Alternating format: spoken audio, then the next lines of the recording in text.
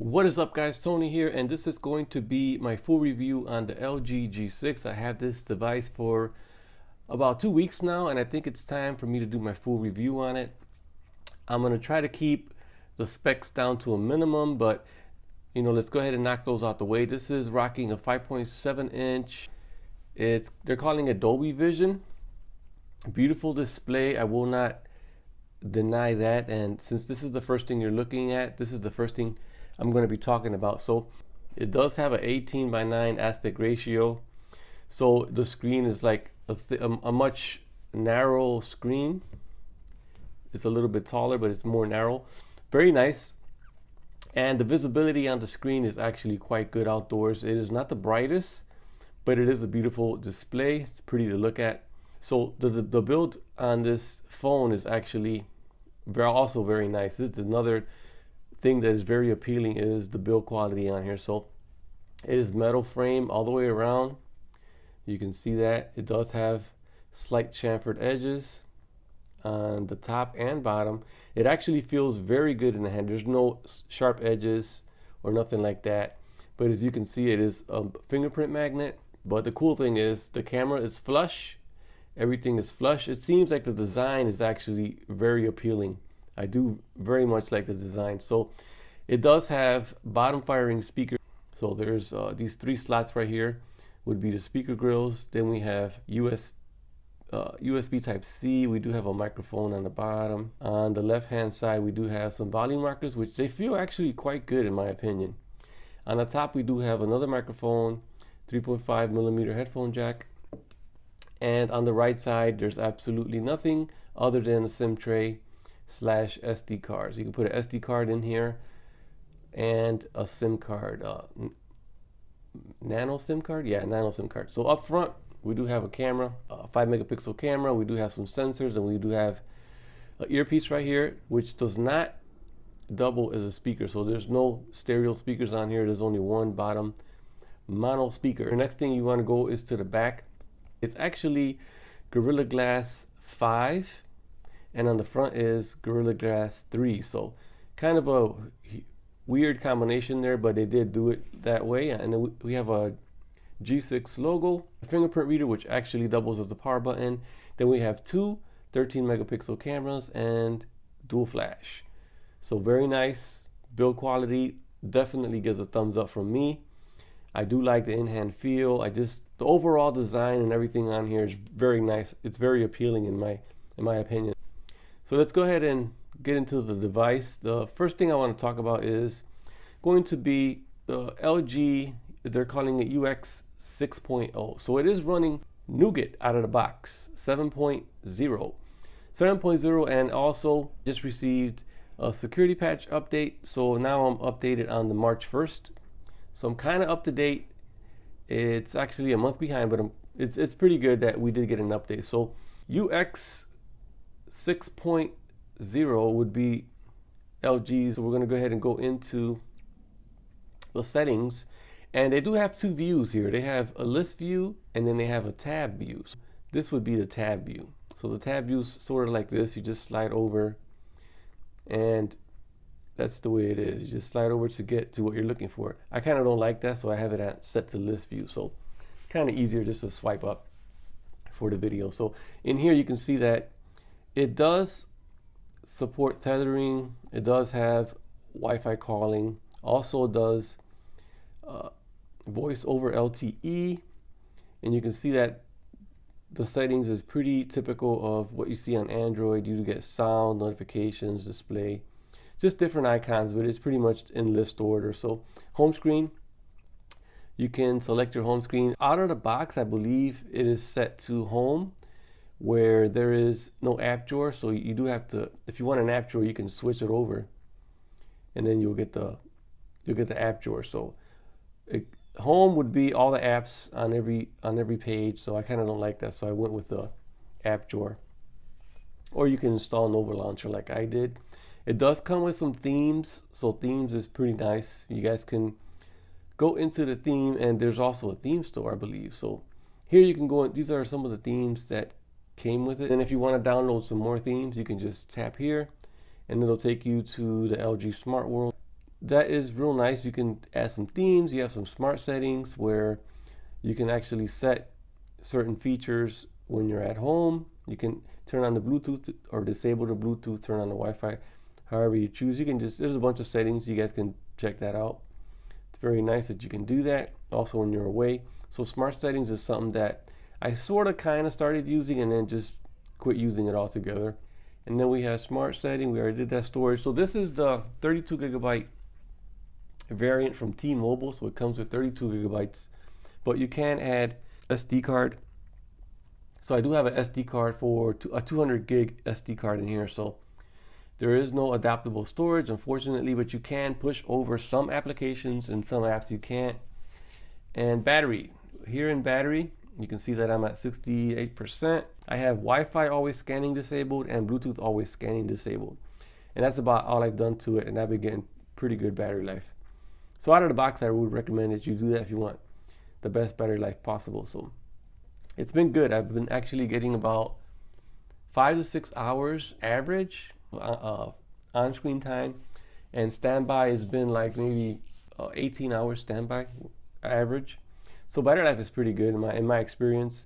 Memory, we do have 4 gigs of RAM, and then we have a couple apps that are pre-installed. This one is Smart Clean, which I haven't actually used yet, but you can see that kind of breaks down your internal storage, your memory storage, and then you can optimize the phone if you choose. And then we have apps. Here's where you go to. You can go in here to disable some apps. I'll show you what I have disabled. I just have Lookout disabled, so I don't use it, so I just have it disabled. And then we have cloud storage, which is something else that I don't use. I'm not really into LG services. Fingerprints down here. So fingerprints and security down here is where you would set up the fingerprints. Lock screen will be where you can add your wallpaper, your clock position, your shortcuts. You can change your shortcuts in here too. You can add shortcuts also. And let me see, your swipe effect, and you can also do weather animation, and you can enter your contact info for lost phones. So, and then we have shortcut keys. You can set your camera to activate pressing up or holding down, whichever one you choose. And then about phone and accessibility. So you can see there's not a whole bunch, whole bunch of different features on in settings. So once we go to about phone, in here you can see your hardware and your software information. You can see that it is currently on Android 7.1 and the March 1st security update. So it's pretty simple. Settings is pretty simple. And then if you go into the device, you can see that it does come with some pre-installed bloat. So we do have some T-Mobile. This is a T-Mobile variant. So you will have these applications that come pre-installed. And also you will have a lot of LG, like LG Switch. You will have smart cleaning, you know, the stock apps that come with it. So there's a little bit of bloat that comes with the phone. It comes with pre-installed apps. I would say it comes with all these Google apps pre-installed also. So it will have YouTube, Android Pay. Everything in this folder actually comes in pre-installed, if I'm not mistaken. Now we're moving on to the hardware. The speaker quality on the bottom is pretty decent. It is not the loudest speaker, and in my usage or time with it, I've noticed that it is a bit tingy. So there's like a little, you know, it's not the best sounding. It's pretty loud, but it's not the best sounding. It is a little bit tingy. And also Quick Charge 3.0. So it does come with Quick Charge 3.0. Also comes with wireless charging out of the box, which is very nice. So I've been using wireless charging. I still have not even plugged this thing in. I've been using wireless charging since I got it out of the box. I couldn't tell you how fast it charges because I haven't tested that out yet. So that's something that I kind of missed out on. But yeah, the cameras on here are pretty good. You can see, I'll go ahead and take a couple of pictures real quick. The wide angle, this is a standard angle, but it does have a wide angle. I believe it's 125 degrees, if I'm not mistaken, or 130 degrees. So it does have a nice wide angle, which is very nice. You can see there you get a nice wide, and then the standard. Photos are very nice and crisp as far as the rear camera. Now where it starts to not do so well is a little bit in low light, and also the front facing camera is not the greatest. So it does have a 5 megapixel camera up front, and the last several times I use it, if you have good lighting, then it wouldn't be an issue. But if you have like some kind of low lighting or not the greatest lighting, you will sort of get like a haze. Well, at least on my device, I've been getting like a haze effect to it. So this is definitely a great device. I can highly recommend it. The battery life is good. The display is very good. I will mention that you will not be able to access or view the full display like on the LG G5. The LG G5 had an option where you can actually swipe away nav keys. They had an option where you can swipe the nav keys to access the full screen, but on the LG G6 it's not available. So that's one thing that I thought I would mention. You can customize the keys like you can on pretty much all LGs. There's an option where you can just add more buttons to it. You can like add a button to toggle down the notifications and stuff like that. I'll go ahead and show you real quick, but unfortunately on the LG G6 they didn't incorporate that auto hide feature, which I really enjoyed on the LG G5. So if you go into display, you can see in here you can change, all you have is button combination. You can just move these around, add these here if you want them, and it does it in real time. You can see it down there. But they obviously don't have the auto hide, which is one of the features that I mostly enjoyed on LG phones, was the fact that navigation buttons at the bottom would auto hide and you swipe up to get them back. So that's something that I really, it kind of bugs me, because you have the full screen and then you don't get to enjoy this bottom portion. Is always going to be with the nav button. So I kind of don't like that. You can do app scaling. I have all my apps set to 18:9 aspect ratio, and a lot of them don't work, a lot of them do. So always on display is another thing that you can add. So you can change this up. You can add certain clocks. You have more different clocks to choose from. And here you have 3.